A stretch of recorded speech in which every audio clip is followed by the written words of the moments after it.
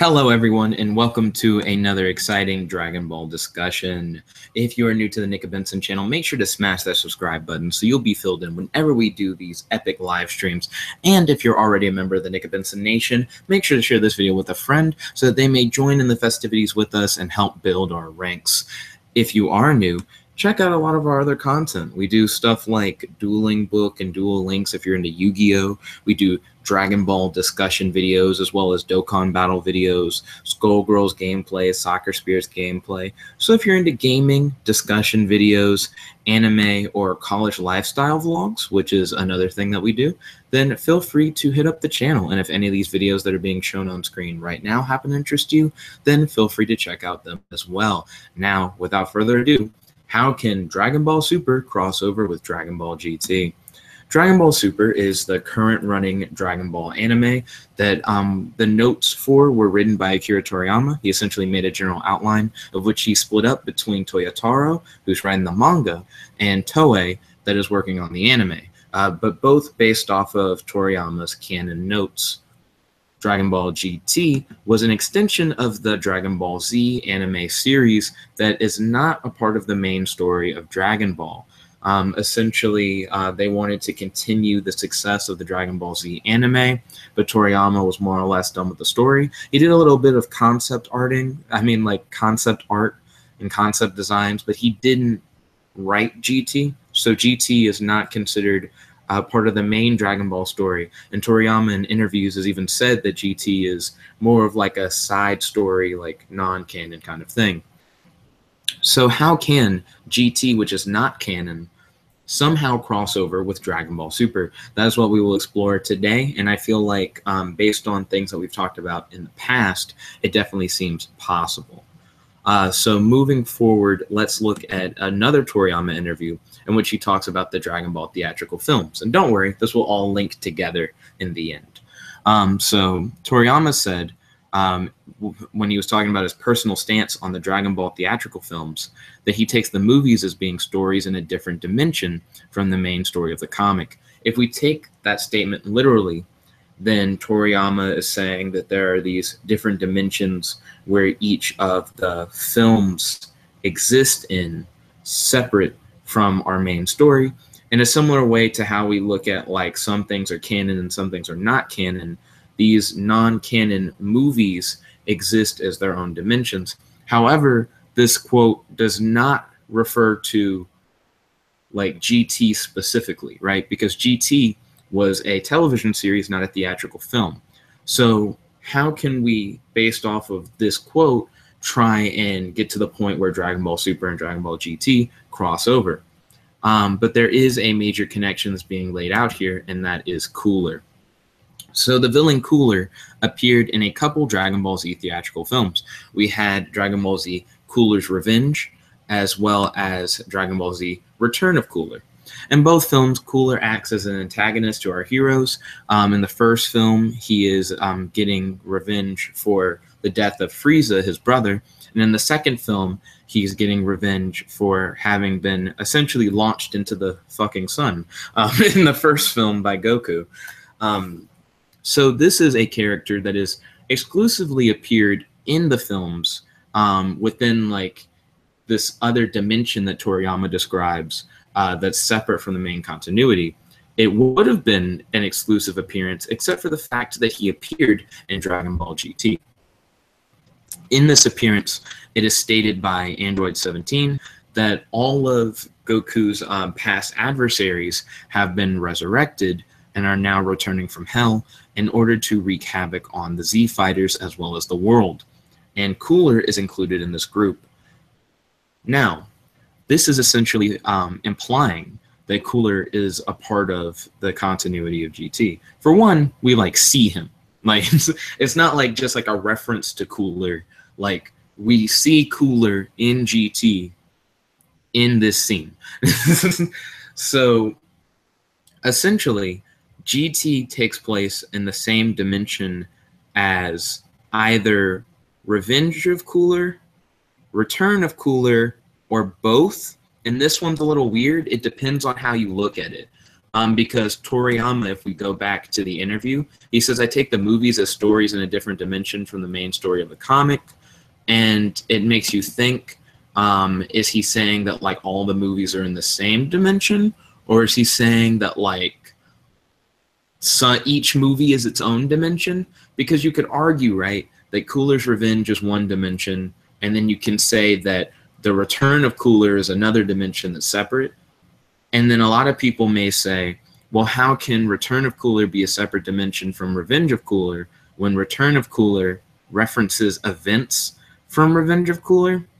But you could argue that Return of Cooler is like another dimension where Cooler came back, but the first movie's dimension doesn't necessarily have to have Cooler return. Like he could have died with the whole sun thing in that one. So but that gets like a little weird. If we take his quote like verbatim what he said, he says, I take the movies as stories in a different dimension from the main story of the comic. In a different dimension. The implication of that being he didn't say they took place in a bunch of different dimensions. He said like in one. So if we take that implication that the multiple stories, because he makes sure to make that plural, are all in one dimension, then you could argue that like all the Dragon Ball films take place in the same dimension if you take the quote literally. So that would mean that Cooler's Revenge is the same dimension as the Return of Cooler, which is the same dimension as all the other Dragon Ball films, because they're sharing one dimension. And if they are all sharing one dimension and Cooler appears here in GT, then Cooler, like the same dimension that has all the Dragon Ball movies, then would also be the dimension that GT is in. But this is actually really weird because like that doesn't fit. Like when you think about it, because of the fact that Battle of Gods came out and Resurrection F came out. Battle of Gods and Resurrection F are both Dragon Ball Z movies, which would mean that they're a part of the movie dimension if it's dimension singular, which if you take his quote literally, movies, multiple stories, one dimension, but then GT has to fit in. But I wonder if that's like a time thing.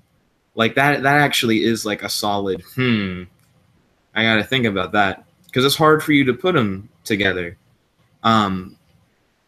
Because this works, right? Just putting like the Cooler movies in line and then saying like, well, this is the next part of the Cooler story because Cooler reappears here. And they imply that Cooler was one of their past adversaries, but they only ever fought Cooler in the movie dimension, which would mean that GT was a part of the movie dimension. But then they made films that were which makes them a part of the movie dimension automatically because they're theatrical films that are like more in line with Super later on. So that's really awkward because essentially what that would be saying is that Battle of Gods and Resurrection F would also be a part of GT if it's all the same dimension, but then that doesn't line up for real. It's really awkward. Like Cooler appearing in GT really like messes with that Toriyama quote. I always liked to interpret the Toriyama quote as it being like a different dimension for each movie. But if you take it literally, it seems like one dimension for all the movies, and the newer movies don't fit in with the GT thing, with Cooler appearing and everything. Now, the rest of the video really focuses on like, so it's different dimensions. That still doesn't mention like how Super can cross over, but we've actually done this before where we talked about like dimensional travel in Dragon Ball is such a thing. We've seen it multiple times. Opening a hole in the dimension is actually like an ability that's in the Special Attack Dictionary. It's something that we've seen Majin Buu and Gotenks do. We've seen them scream in the Room of Spirit and Time, which is another dimension, and open a hole in order to re-enter into their like home dimension. And we've also seen multiple occurrences of individuals going through dimensions. Here's Majin Buu screaming in the Room of Spirit and Time. Then we have Vegeta. Remember when he trains in the Room of Spirit and Time, he'll power up and he'll make it explode, essentially blowing up that entire dimension and then returning to our dimension that way. We have when Goku was inside of Hit's time storage dimension and he powers up and he breaks out of that dimension. We have Gotenks screaming a hole in the Room of Spirit of Time, allowing him to exit that dimension.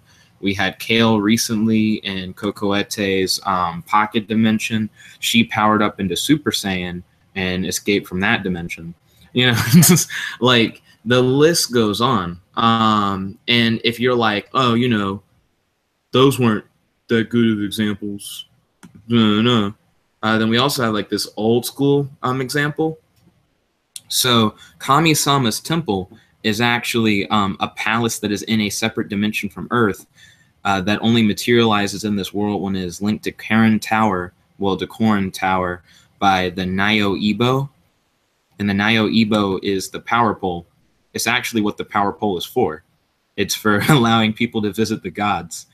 And as you can see, Goku uses the power pole in order to arrive at Kami-sama's temple and meet Kami. So even all the way back in Dragon Ball, we had dimensional travel. So traveling between dimensions is totally a thing. Like it's definitely a thing in Dragon Ball. We've seen it on multiple occasions. Whenever they go to Kami-sama's temple, they're traveling to another dimension. Whenever they go into the Room of Spirit of Time, they're traveling to another dimension. Whenever they're leaving the Room of Spirit of Time or leaving Kami-sama's temple, they're like exiting a dimension and going into another dimension. It's nothing new in Dragon Ball. Dimensional travel was normal. Like, and it seems like there are physical mechanisms that are magic based that can allow you to travel between dimensions. For example, the power pole for this like specific situation. So if for whatever reason they introduced like a bridge, right, that allowed for the Dragon Ball Super characters to enter the Dragon Ball GT dimension, it wouldn't be that crazy. Like, it's like, what's the explanation for the bridge? It's magical. Sure, that's how the power pole works for you to get to Kami-sama's temple. Like, it's not that crazy of an idea. But the main, like, crux of this argument is that you'd have to say that GT was inside of the movie dimension that Toriyama describes. But that's a really hard argument to make. It really is. And only because Battle of Gods and Resurrection F are also in the film setup. You know what I mean? Like, if Battle of Gods and Resurrection F weren't also theatrical films, then it fits really well. Because you essentially say that, like, if you wanted to just make, like, a really, like, straightforward timeline, Cooler's Revenge is the first appearance of Cooler in the movie dimension. That makes sense. His second appearance, the return of Cooler, also in the movie dimension. And then he appears in GT. And because he appears in GT, GT must also be in the movie dimension. But because of Resurrection F and because of Battle of Gods, it just seems like it doesn't work. Like, and I guess you guys could argue in the comment section, but like the main thing about it, like why this video is even a thing, is because a lot of people would like to see elements from GT reappear in Super.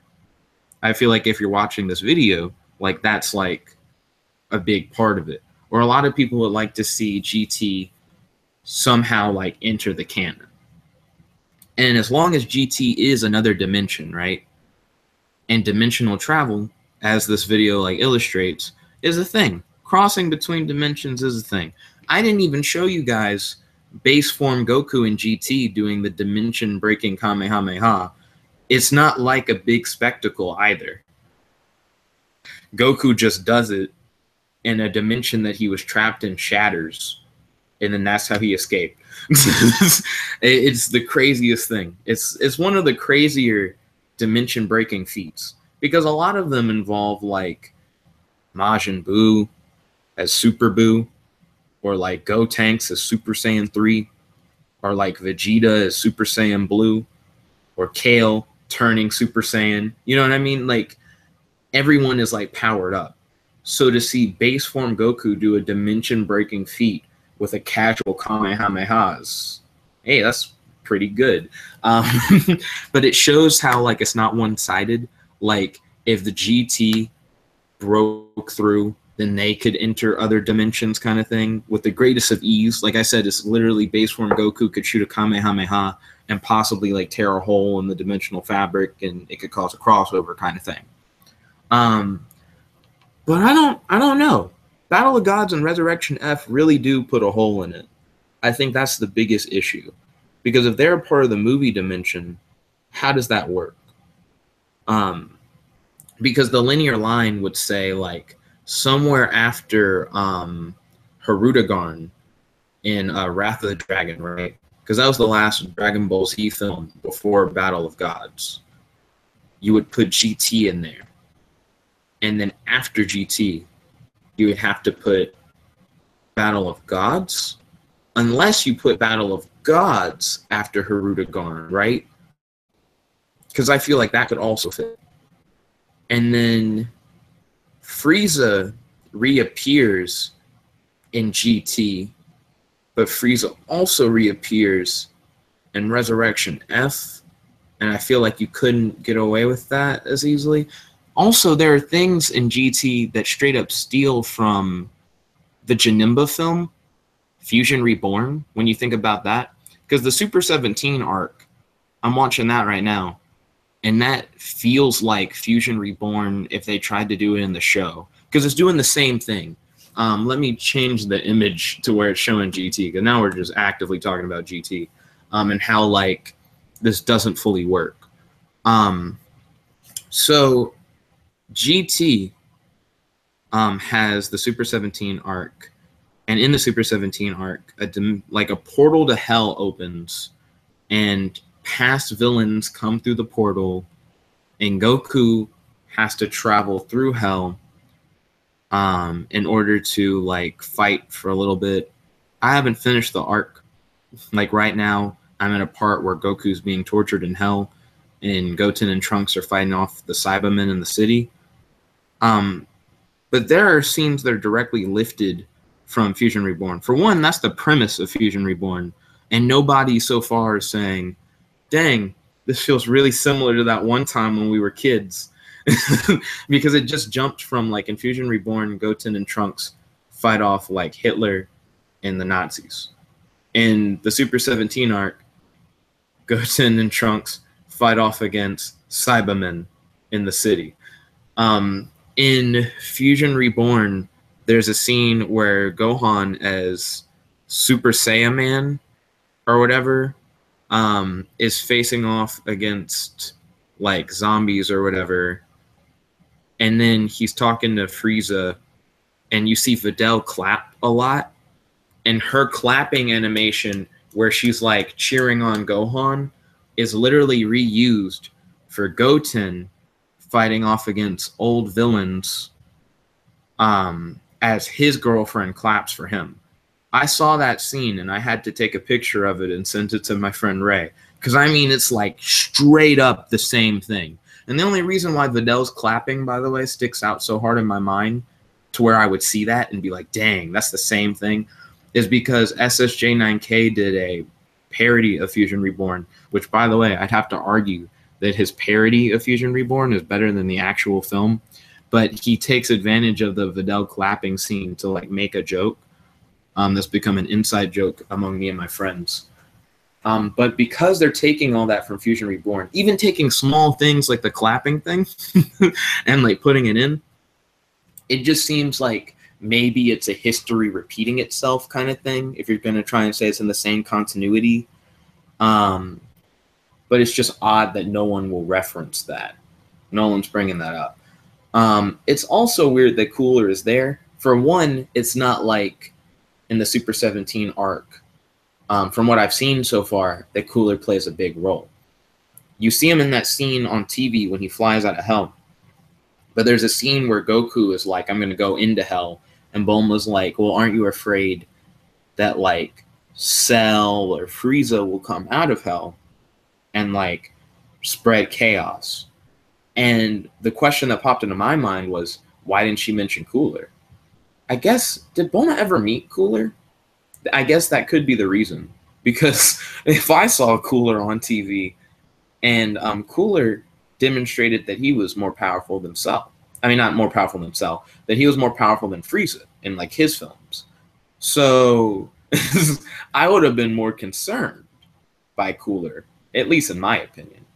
Did she not meet Cooler in Return of Cooler? I just remember there were more side characters, I think, in Return of Cooler. I may be wrong. Post in the comment section below. Did Bulma ever meet Cooler? It feels so weird, because if GT is a part of the movie dimension, then why don't they reference movies more? I know there's a thing where Goku uses the Dragon Fist technique and he bursts through an enemy's chest in GT, and the Dragon Fist was something that we had only exclusively seen in Wrath of the Dragon, which could be another connection between GT in the movie universe. But in my opinion, it was very loose. Like, it was a very loose connection between GT and the films. Only because it's like a technique. You know, if you saw Gogeta in Dragon Ball Super, you wouldn't be like, oh, they did Gogeta in Fusion Reborn, which means Super and Fusion Reborn are connected. Like, you wouldn't do that. Because techniques, it just seems like you could throw that in whatever medium you wanted. You know, if you made a fan manga that had the Kamehameha, and it's like the Kamehamehas in the main series, so they must be connected. I feel like the Cooler connection is much more stable, because Cooler is a character. You're actually taking a character that has exclusively only been in the movies and putting it into the show, and it makes it seem like the movies and the show are connected. Because as long as GT is in the movie dimension, and dimensional travel is a thing that's possible in Dragon Ball, then it seems like Dragon Ball Super and GT could cross over through dimensional travel. They travel from the Dragon Ball Super dimension into the Dragon Ball GT dimension, or they travel from the Dragon Ball GT dimension into the Dragon Ball Super dimension. But this also opens the door to, like, problems and questions, again, due to Resurrection F and Battle of Gods. So let's say that GT is a part of the movie dimension, for, like, the sake of conversation. So if GT is a part of the movie dimension, it has to somehow fit with the films that have already been set in place, which I feel like it doesn't hurt. Like, I could see GT happening sometime after Wrath of the Dragon. I feel like that is actually, like, a good placement for GT. But then where do you place Battle of Gods and Resurrection F? We know that Resurrection F happens after Battle of Gods, but Battle of Gods seems to happen after the Majin Buu arc, which it does, which Wrath of the Dragon also takes place after the Majin Buu arc. But you could argue that Battle of Gods fits really well in that space, right? It fits really well in the space between Wrath of the Dragon. Like, right after Wrath of the Dragon, you can put Battle of Gods, and then you could have Resurrection F, and they could all be right there. So I guess you could argue that GT could fit in after Resurrection F, but then there are problems there. If GT is after Resurrection F, then it's weird that no one ever does the God form thing, right? And it's weird that when he fights Frieza in Hell, that Frieza doesn't do, like, Golden Frieza. The Frieza connection is what makes it really shaky, because of the fact that you now have the whole, like, same dimension thing. Like, if they are in the same dimension, how do you connect it? And if they had made Resurrection F and Battle of Gods as theatrical films, I feel like this idea would have really worked. Because the biggest thing is that Dragon Ball Super has done so much to where it's just really hard to see GT fitting in. Now it's really, really hard to see GT fitting in. I mean, technically, the way that GT works is GT is after the end of Dragon Ball, like after the end of Dragon Ball Z, right? And then Super is actually in that little like midsection area between the Majin Buu arc and the end of Dragon Ball Z. So if you put them in like that order, then the GT dimension has to be after, no, not the the GT like part of the movie dimension has to be after Resurrection F, if we put them in that order.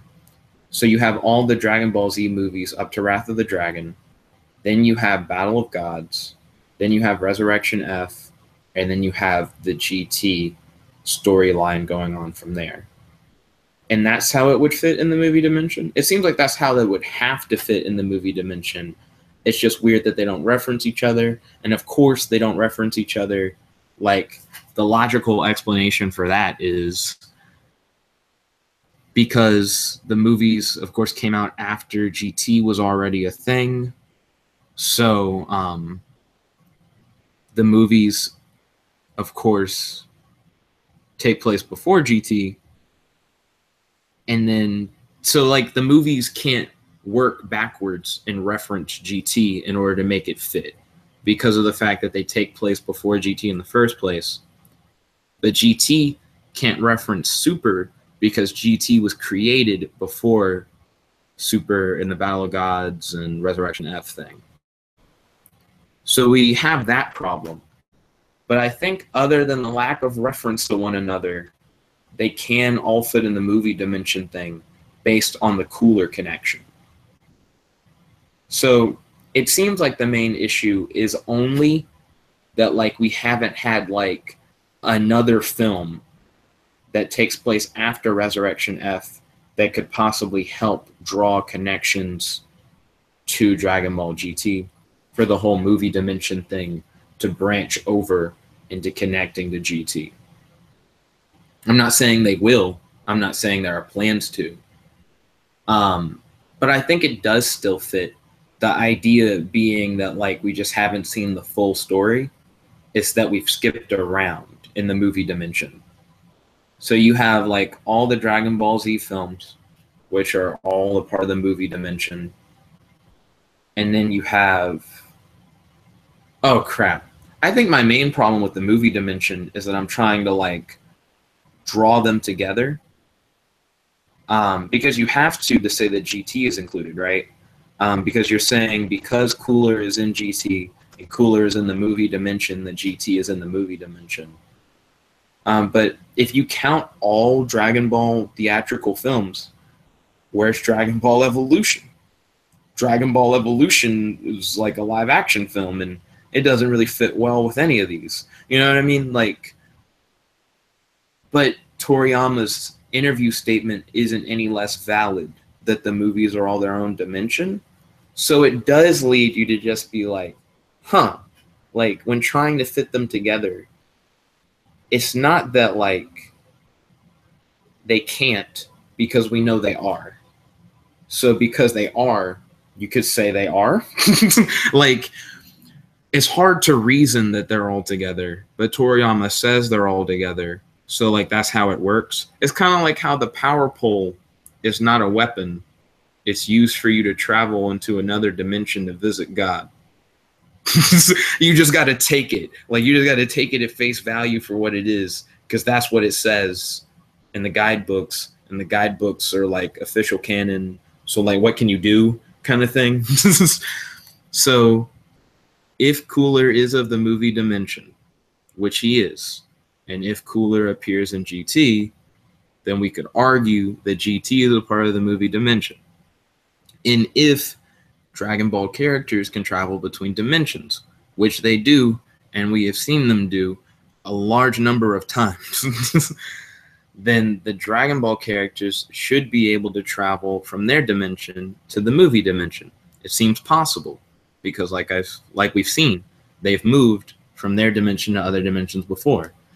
And if Dragon Ball GT is a part of the movie dimension, of which we already presented the argument for, then Dragon Ball Super and Dragon Ball GT should be able to cross over via dimensional traveling.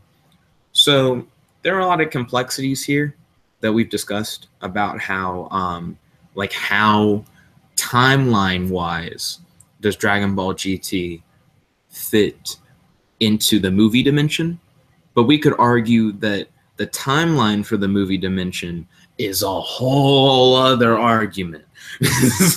Like, that took over a good percentage of the video simply because of the fact that, like, it is really complex, but based on Toriyama's quote, if you take it verbatim, it seems like all the movies are one dimension.